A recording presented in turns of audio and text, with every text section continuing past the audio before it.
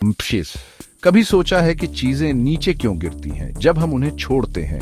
हम जमीन से चिपके क्यों रहते हैं, हवा में तैरते क्यों नहीं? इसका जवाब है कुदरत की एक बुनियादी ताकत जिसे हम कहते हैं ग्रेविटी। ग्रेविटी एक अनदेखी ताकत है जो हर चीज को अपनी तरफ खींचती है जिसमें वजन होता है। यही हमें वजन देती है और जमीन से जोड़े रखती है। ग्रेविटी सिर्फ धरती तक सीमित नहीं है, यह पूरे ब्रह्मांड में है। ग्रहों को तारों के चारों ओर और तारों को आकाश गंगाओं में एक साथ रखती है। यह एक सार्वभौमिक ताकत है जो आकाशीय पिंडों की गति को नियंत्रित करती है और अंतरिक्ष और समय के ताने बाने को आकार देती है। ग्रेविटी के बिना हमारा ब्रह्मांड एक बहुत ही अलग जगह होता। ग्रेविटी का प्रभाव हमारे चारों ओर है, भले ही हमें हमेशा इसका एहसास न हो। यही कारण है कि नदियां नीचे की ओर बहती हैं, बारिश आसमान से गिरती है और हम बिना उड़े सीधे खड़े हो सकते हैं। यह एक जरूरी ताकत है जो पृथ्वी पर जीवन को संभव बनाती है। ग्रेविटी को समझना हमारे ब्रह्मांड के कामकाज को समझने के लिए बहुत जरूरी है।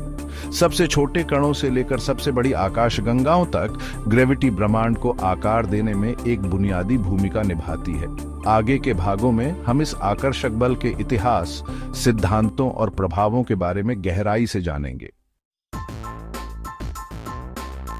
ग्रेविटी के कॉन्सेप्ट ने सदियों से इंसानों को हैरान किया है। प्राचीन सभ्यताओं ने सूर्य, चंद्रमा और तारों की नियमित गतिविधियों को देखा। इन आकाशीय घटनाओं को अनदेखी ताकतों के प्रभाव के लिए जिम्मेदार ठहराया। हालांकि वैज्ञानिक क्रांति तक ग्रेविटी की गहरी समझ उभरने लगी थी।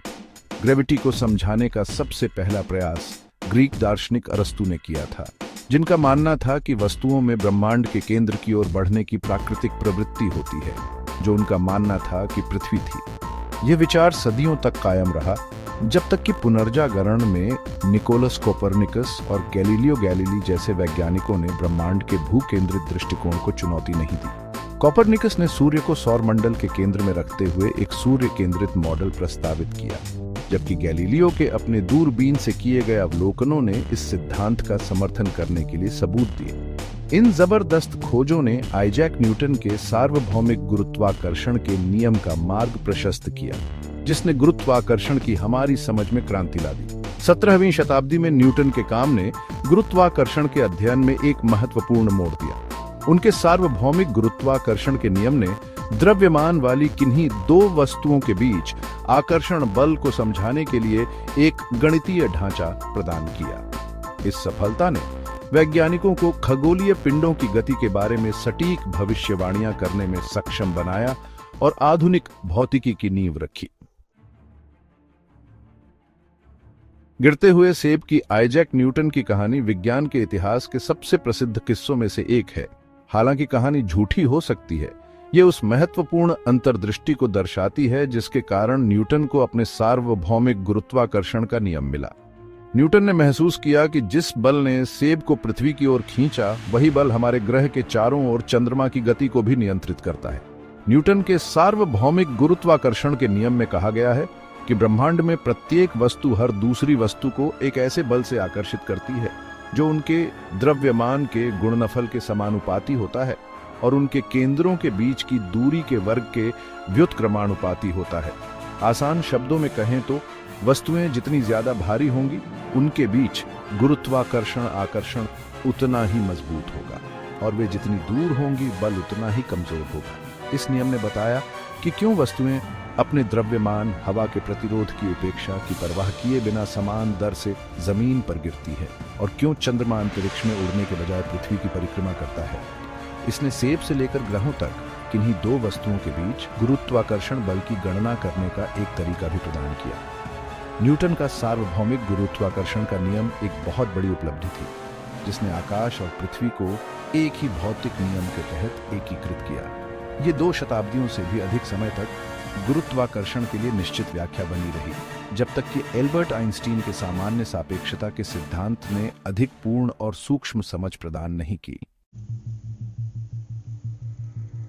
20वीं सदी की शुरुआत में एल्बर्ट आइंस्टीन ने अपने सामान्य सापेक्षता के सिद्धांत के साथ गुरुत्वाकर्षण की हमारी समझ में क्रांति ला दी। न्यूटन के विपरीत, जो गुरुत्वाकर्षण को दूर से काम करने वाले बल के रूप में देखते थे, आइंस्टीन ने प्रस्तावित किया कि गुरुत्वाकर्षण कोई बल नहीं है, बल्कि स्पेस टाइम के ताने बाने में एक वक्रता है। एक ट्रैम्पोलिन पर रखी गेंद की कल्पना करो। गेंद ट्रैम्पोलिन की सतह पर एक गड्ढा बनाती है। अब यदि आप ट्रैम्पोलिन पर एक कंचा घुमाते हैं तो वह गड्ढे के कारण गेंद की ओर मुड़ेगा। यह वैसा ही है जैसा आइंस्टीन ने गुरुत्वाकर्षण की कल्पना की थी। आइंस्टीन के अनुसार तारे और ग्रह जैसी विशाल वस्तुएं अपने चारों ओर स्पेस टाइम को विकृत कर देती हैं। स्पेस टाइम का यह विकृति ही हम गुरुत्वाकर्षण के रूप में अनुभव करते हैं। स्पेस टाइम से गुजरने वाली वस्तुएं विशाल वस्तुओं के कारण होने वाली वक्रता का अनुसरण करती है, जिसके परिणाम स्वरूप हम गुरुत्वाकर्षण आकर्षण देखते हैं। आइंस्टीन का सामान्य सापेक्षता का सिद्धांत उन घटनाओं को समझाने में अविश्वसनीय रूप से सफल रहा है जो न्यूटन का गुरुत्वाकर्षण का नियम नहीं कर सका, जैसे कि विशाल वस्तुओं के चारों ओर प्रकाश का झुकना और ग्रहों की कक्षाओं में मामूली बदलाव। इसने ब्लैक होल और गुरुत्वाकर्षण तरंगों की भविष्यवाणी भी की है। दोनों को बाद में देखा गया है, जिससे आइंस्टीन के सिद्धांत की पुष्टि हुई है। भाग 5, ग्रेविटी की पकड़ हमें जमीन से जोड़े रखना। ग्रेविटी हमारे रोजमर्रा के जीवन में एक महत्वपूर्ण भूमिका निभाती है, भले ही हम इसके बारे में शायद ही कभी सोचते हों। यही कारण है कि हम बिना उड़े खड़े हो सकते हैं, चल सकते हैं और कूद सकते हैं। यह हमारे वातावरण को बनाए रखने के लिए भी जिम्मेदार है, जो हमें सांस लेने के लिए हवा प्रदान करता है। ग्रेविटी के बिना पृथ्वी एक बहुत ही अलग जगह होती। हमारा ग्रह अपना वातावरण खो देगा, महासागर अंतरिक्ष में वाष्पित हो जाएंगे और जैसा कि हम जानते हैं कि जीवन असंभव होगा। पृथ्वी पर जीवन को संभव बनाने वाले नाजुक संतुलन को बनाए रखने के लिए गुरुत्वाकर्षण आवश्यक है। ग्रेविटी का प्रभाव हमारे ग्रह से भी आगे तक फैला हुआ है। यह पृथ्वी के चारों ओर चंद्रमा की गति को नियंत्रित करता है, जिससे ज्वार भाटा आता है और हमारे दिनों की लंबाई प्रभावित होती है।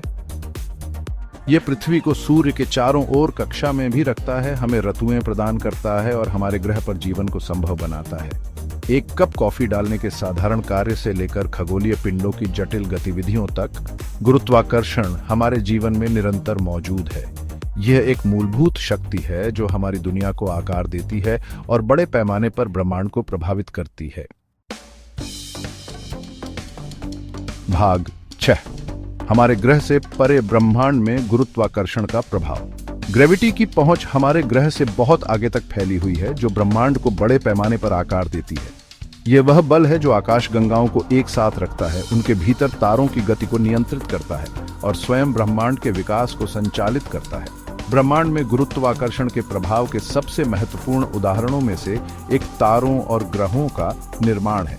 ग्रेविटी के कारण गैस और धूल के बादल अपने ही भार के नीचे ढह जाते हैं। अंततः परमाणु संलयन को प्रज्वलित करते हैं और तारों को जन्म देते हैं। युवा तारों के आसपास की शेष सामग्री गुरुत्वाकर्षण के प्रभाव में एक साथ जमा हो सकती है, जिससे ग्रह और अन्य खगोलीय पिंड बनते हैं। ग्रेविटी तारों के जीवन चक्र में भी महत्वपूर्ण भूमिका निभाती है। जैसे जैसे तारे बूढ़े होते जाते हैं, अंततः उनका ईंधन खत्म हो जाता है और वे अब अपने गुरुत्वाकर्षण के विरुद्ध खुद को सहारा नहीं दे सकते। इससे सुपरनोवा विस्फोट जैसी नाटकीय घटनाएं हो सकती हैं, जो भारी तत्वों को अंतरिक्ष में बिखेर देती हैं, इंटरस्टेलर माध्यम को समृद्ध करती हैं और भविष्य की पीढ़ियों के तारों और ग्रहों के लिए निर्माण खंड प्रदान करती हैं। ग्रेविटी का प्रभाव अलग अलग आकाश गंगाओं तक सीमित नहीं है। यह आकाश गंगाओं के बीच परस्पर क्रिया को भी नियंत्रित करता है, जिससे वे टकराती हैं और विलीन होती हैं। ब्रह्मांड की बड़े पैमाने पर संरचना को आकार देती हैं। ये गांगे अंतःक्रियाएं तारा निर्माण के फटने को ट्रिगर कर सकती हैं और ब्रह्मांडीय समय सीमा पर आकाश गंगाओं के विकास को प्रभावित कर सकती हैं। भाग 7, आकाशीय पिंडों का नृत्य, परिक्रमाएं और ज्वार।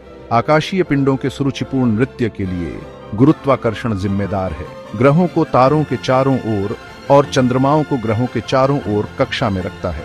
ये कक्षाएं पूरी तरह से गोलाकार नहीं हैं, बल्कि अंडाकार है, जिसका अर्थ है कि वस्तुओं के बीच की दूरी उनकी कक्षा में बदलती रहती है। कक्षा में किसी वस्तु की गति भी स्थिर नहीं होती है। जब वस्तुएं उस वस्तु के करीब होती हैं जिसकी वे परिक्रमा कर रही होती हैं, तो वे तेजी से चलती हैं, और जब वे दूर होती हैं तो धीमी गति से चलती हैं। यह कोणीय संवेग के संरक्षण के कारण है, जो भौतिकी में एक मूलभूत सिद्धांत है। ज्वार की घटना में भी गुरुत्वाकर्षण महत्वपूर्ण भूमिका निभाता है। ज्वार चंद्रमा और कुछ हद तक सूर्य के गुरुत्वाकर्षण खिंचाव के कारण समुद्र के स्तर का उठना और गिरना है। चंद्रमा का गुरुत्वाकर्षण पृथ्वी के उस तरफ ज्यादा जोर से खींचता है जिसका सामना वह कर रहा है, जिससे उस तरफ पानी का एक उभार आ जाता है। जड़ता के कारण पृथ्वी के विपरीत दिशा में एक समान उभार होता है। पानी के ये उभार ही हम उच्च ज्वार के रूप में अनुभव करते हैं। उभारों के बीच के क्षेत्रों में निम्न ज्वार आते हैं। सूर्य का गुरुत्वाकर्षण भी ज्वार को प्रभावित करता है, लेकिन इसका प्रभाव चंद्रमा से कमजोर होता है क्योंकि यह पृथ्वी से बहुत दूर है। भाग 8 गुरुत्वाकर्षण के रहस्यों का अनावरण, ब्लैक होल और गुरुत्वाकर्षण तरंगे। आइंस्टीन के सामान्य सापेक्षता के सिद्धांत ने ब्रह्मांड में कुछ सबसे चरम वस्तुओं के अस्तित्व की भविष्यवाणी की। ब्लैक होल स्पेस टाइम के ऐसे क्षेत्र हैं जहां गुरुत्वाकर्षण इतना मजबूत होता है कि कुछ भी, यहां तक कि प्रकाश भी नहीं बच सकता। ब्लैक होल तब बनते हैं जब विशाल तारे अपने जीवन के अंत में ढह जाते हैं। ढह गए तारे का विशाल गुरुत्वाकर्षण स्पेस टाइम को इस हद तक विकृत कर देता है कि यह एक विलक्षणता पैदा करता है, अनंत घनत्व और शून्य आयतन का एक बिंदु। सामान्य सापेक्षता की एक और भविष्यवाणी गुरुत्वाकर्षण तरंगों का अस्तित्व है। गुरुत्वाकर्षण तरंगें स्पेस टाइम के ताने बाने में लहरें हैं जो विशाल वस्तुओं के त्वरण के कारण होती है, जैसे कि ब्लैक होल या न्यूट्रॉन तारे एक दूसरे की परिक्रमा करते हैं। ये तरंगें प्रकाश की गति से यात्रा करती हैं, उन वस्तुओं के बारे में जानकारी ले जाती हैं जिन्होंने उन्हें बनाया है और स्वयं गुरुत्वाकर्षण की प्रकृति के बारे में। 2015 में laser interferometer gravitational wave observatory, जिसे LIGO के रूप में भी जाना जाता है, ने गुरुत्वाकर्षण तरंगों का जबरदस्त पता लगाया, जिससे आइंस्टीन के सिद्धांत की पुष्टि हुई और ब्रह्मांड में एक नई खिड़की खुल गई। ब्लैक होल और गुरुत्वाकर्षण तरंगों का अध्ययन गुरुत्वाकर्षण की प्रकृति और ब्रह्मांड के विकास में बहुमूल्य अंतर्दृष्टि प्रदान करता है। ये चरम वस्तुएं भौतिकी की हमारी समझ की सीमाओं को आगे बढ़ाती हैं और ब्रह्मांड में सबसे ऊर्जावान और रहस्यमय घटनाओं की एक झलक पेश करती हैं। भाग 9 गुरुत्वाकर्षण अनुसंधान का भविष्य, ब्रह्मांड के रहस्यों को उजागर करना। सदियों के अध्ययन के बावजूद गुरुत्वाकर्षण भौतिकी में सबसे रहस्यमय और चुनौतीपूर्ण बलों में से एक है।